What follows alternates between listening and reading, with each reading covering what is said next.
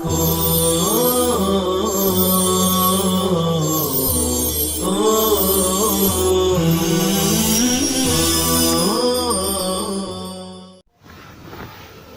اللہ الرحمن الرحیم الحمد للہ رب العالمین والصلاة والسلام علی سید المرسلین وعلی آلہ واصحابہ الطیبین الطاہرین.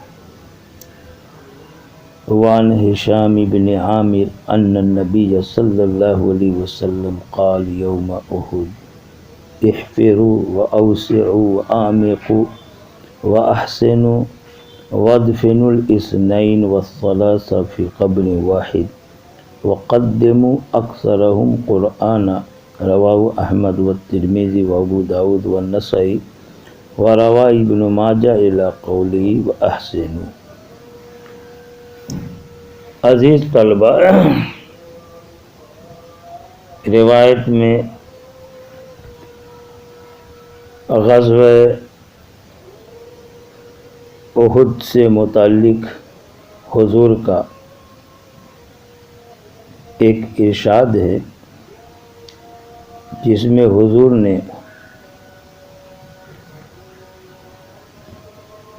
6 باتیں بیان فرمائی. پہلی بات حفر، قبر کھودنا. دوسری بات عیسیٰ، قبر کو وسیع اور کشادہ کرنا. تیسری بات اعماق، قبر کو گہرا بنانا. چوتھی بات احسان، عمدار اچھا کرنا. پانچویں بات دفن، 2-3 مردوں کو ایک قبر میں دفن. اور چھٹی بات تقدیم، کہ جو زیادہ قرآن کا حافظ ہو یا اچھی طرح قرآن کو پڑھتا ہو اسے مقدم کیا جائے قبر میں.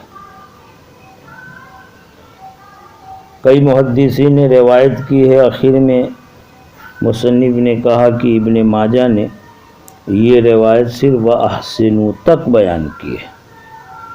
وَأَحْسِنُوا کے بعد جو ہے وَادْفِنُوا الْاثْنَيْنِ وَالثَّلَاثَ فِي قَبْرٍ وَاحِدٍ وَقَدِّمُوا أَكْثَرَهُمْ قُرْآنًا، یہ ابن ماجہ کے اندر مذکور نہیں ہے، صرف وَأَحْسِنُوا تک ابن ماجہ کی روایت ہے. راوی حضرت ہشام بن عامر روایت کرتے ہیں کہ آپ صلی اللہ علیہ وسلم نے احد کے دن ارشاد فرمایا، یعنی جب غزوہ احد ہوا تھا اس دن جنگ ختم ہو گئی تھی. دشمن کا جو لشکر تھا میدان چھوڑ کے چلا گیا تھا. اب احد کے غزوے میں شہید ہونے والے صحابہ کرام تھے جن کی تدفین کا انتظام کرنا تھا. اس موقع پر آپ صلی اللہ علیہ وسلم نے صحابہ کرام سے یہ 6 باتیں ارشاد فرمائی تھیں. پہلی بات حضور نے کہا احفروا، قبریں کھودو.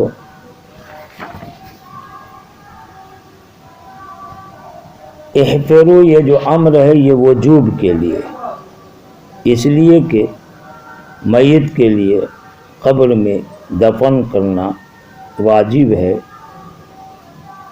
اس کے لیے قبر کا کھودنا بھی ضروری ہے. لہذا حضور نے جو احفروا فرمایا، قبر کھودنے کا حکم دیا، یہ حکم وجوب کے طور پر. اس کے علاوہ جو اور بقیہ باتیں ہیں وہاں بھی امر ہی کا صیغہ حضور نے استعمال کیا، لیکن یہ سب امر یہ وجوب کے لیے نہیں بلکہ استحباب پر محمول ہے. دوسری بات حضور نے کہی تھی وَأَوْسِعُوا، قبر کو کشادہ کرو، اور ایسی اس کے ساتھ فرمایا وَأَعْمِقُوا، اور قبر کو گہرا بناؤ، اسی کے ساتھ فرمایا وَأَحْسِنُوا، اور قبر کو عمدہ اور اچھا بناؤ۔ کشادہ اور گہرا کرنا، اس سے معلوم ہوتا ہے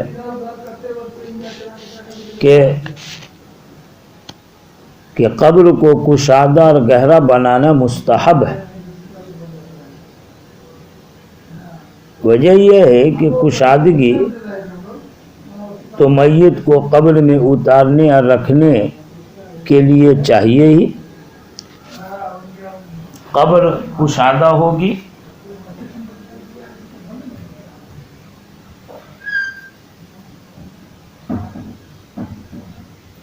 تو میت کو قبر میں اتارنے میں سہولت رہے گی، آسانی ہوگی۔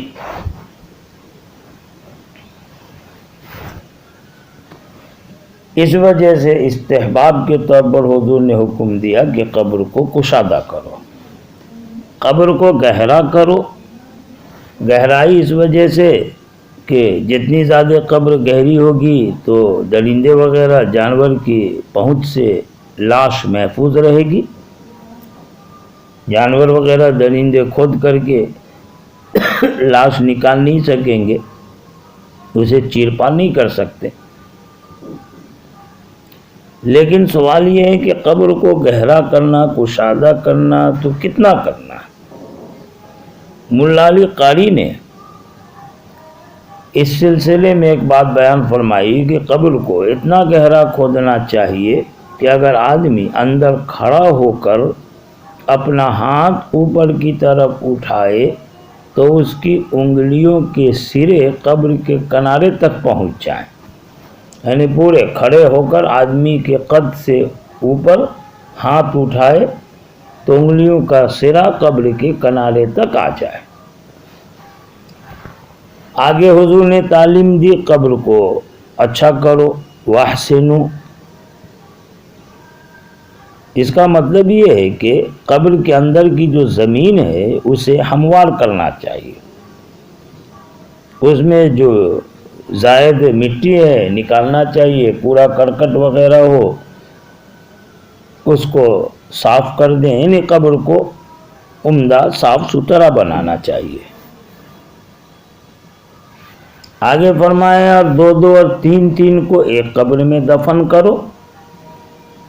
یہ حالت مجبوری میں، عذر کی بنا پر ایک قبر میں دو یا تین مردے کو دفن کرنا جائز ہے، لیکن اس صورت میں جب کہ عذر ہو، مجبوری ہو۔ لیکن اگر عذر نہ ہو، مجبوری نہ ہو، تو پھر ایسی صورت میں ایک قبر میں کئی مردے کو دفن کرنا درست نہیں ہے۔ آگے حضور نے کہا وَقَدِّمُوا أَكْثَرَهُمْ قُرْآنًا، اور مقدم کرو، یعنی پہلے رکھو قبر میں، قبلے کی جانب رکھو اس کو جو ان میں زیادہ قرآن کو یاد کرنے والا ہو۔ جس کو قرآن زیادہ یاد ہو اس کو قبر میں اتارنے میں، قبلہ کی طرف رکھنے میں تقدیم دینی چاہیے، یعنی اسے مقدم رکھنا چاہیے۔ ظاہر ہے کہ اس صورت میں جب کئی مردوں کو ایک قبر میں دفن کیا جائے عذر و مجبوری کی بنا پر، مطلب یہ ہے کہ دو تین شہداء کو ایک قبر میں اگر دفن کیا جا رہا ہے تو اس میں پہلے اس شہید کو اترنا چاہیے اور قبلہ کی طرف رکھنا چاہیے، جسے قرآن زیادہ سے زیادہ یاد ہو۔ اور اگر حافظ نہ ہو اس میں یا قرآن یاد نہ ہو تو قرآن زیادہ عمدہ اچھا پڑھنے، یعنی قرآن کی نسبت پر فضیلت حاصل ہوگی اور اسی فضیلت پر تقدیم کا حکم ہوگا۔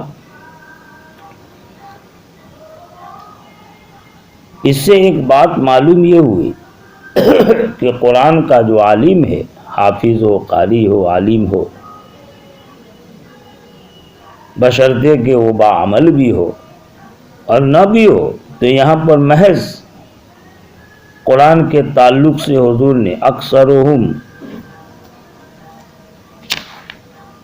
قرآنن جو فرمایا کہ قرآن سے بس اتنی نسبت ہے کہ علم کے اعتبار سے جو آگے بڑھا ہو، قرآن یاد ہو، بھلے عمل نہ بھی ہو، تو اس کا اعزاز اکرام ایسا کہ حضور نے فرمایا کہ اسے آگے رکھو، یعنی پہلے اتارو، اسے قبلے کی طرف رکھو۔ اس سے اندازہ لگا لے کہ جو عالم با عمل ہو، اس کے مرنے پر جب حضور نے ایسی اس کے لیے تقدیم کی فضیلت کا فیصلہ سنایا، جبکہ وہ بعمل بھی نہ ہو، صرف قرآن کو زیادہ یاد کرنے والا، مرنے پر اس کے لیے ایسا احساس ہے حضور کی طرف سے، تو پھر زندگی میں اس کے لیے اعزاز اکرام اور کتنا بڑھ جاتا ہے۔ اور علم کے ساتھ وہ عمل والا بھی ہو تو اندازہ لگا لے کہ اس کا مرتبہ مقام اور کس قدر دوبالا ہو جاتا ہے۔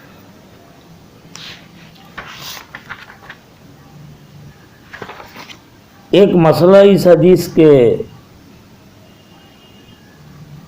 پیش نظر یہ نکل سکتا ہے کہ ایک وقت میں کئی لاشوں کو، مردوں کو قبر میں دفن کرنا یہ تو سمجھ میں آیا، لیکن ایک ساتھ کئی جنازے کی نماز پڑھنا،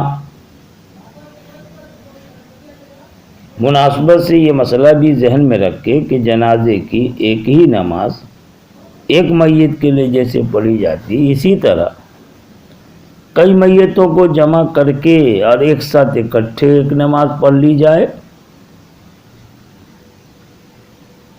تو اس سلسلے میں علماء کہتے ہیں کہ ایک ہی وقت میں اگر کئی جنازے جمع ہو جائیں تو چاہے ہر ایک کے لیے الگ الگ نماز پڑھی جائے، چاہے سب کو ایک ساتھ رکھ کر اکٹھا ہی سب کے لیے ایک ہی نماز جنازہ پڑھ لی جائے، یہ دونوں جائز ہے۔ ہاں یہ دھیان رہے کہ سب سے آگے کس کو رکھیں، کئی جنازے ہیں ایک ہی ساتھ پڑھنا ہے، سب کے لیے ایک جنازہ پڑھ تو آگے رکھنے میں ترتیب یہ ہے کہ ان جنازوں کو چاہے قبلہ کی جانب آگے پیچھے کر کے رکھیں، چاہے طول لمبائی میں قطار باندھ کر کے رکھا جائے، دونوں صورتیں جائز ہیں۔ البتہ امام اس جنازے کے پاس کھڑا ہو، اس میت کے پاس جو ان سارے جنازوں میں، سارے میتوں میں سب سے افضل ہو۔ یہ طریقہ ہے ایک نماز کئی جنازوں کے لیے پڑھنے کا، کئی میتوں کے لیے ایک ہی نماز جنازہ ادا کرنے کا۔ جیسے کہ وبا پھیل جائے، بیماری وغیرہ عام ہو جائے، ایک ساتھ کئی میتیں اور سب کے الگ الگ جنازے نماز پڑھانے میں پریشانی بھی ہو رہی ہو، تنگی بھی، حالات ایسے ہوں، الگ الگ پڑھا دیں اچھا ہے، نہیں تو ایک ساتھ بھی پڑھا دیں، سب کو جیسا کہ بتایا قبلہ کی جانب آگے پیچھے رکھے یا طول لمبائی میں قطار باندھ کر کے رکھا جائے، اور امام ان جنازوں میں جو سب سے افضل ہو اس کے پاس کھڑا ہو۔ یہ سب صورتیں جائز ہیں، اس میں کوئی حرج کی بات نہیں ہے۔ وآخر دعوانا ان الحمد للہ رب العالمین۔